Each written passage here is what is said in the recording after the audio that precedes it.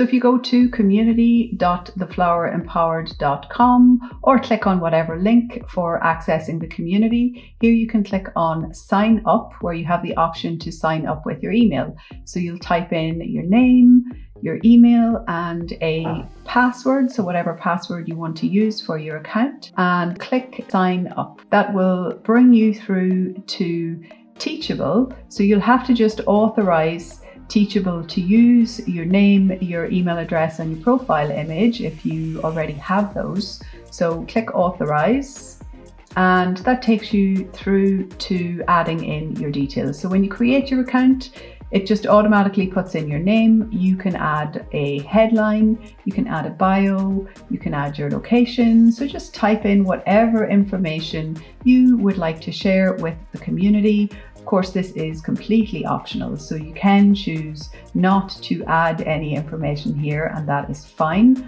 You can also choose whether or not you make your profile available publicly, or if you want your profile to show in the member directory. You can also add links to your social profiles here if that's something you would like to do. And you can prevent people from sending you messages as well. That's an option.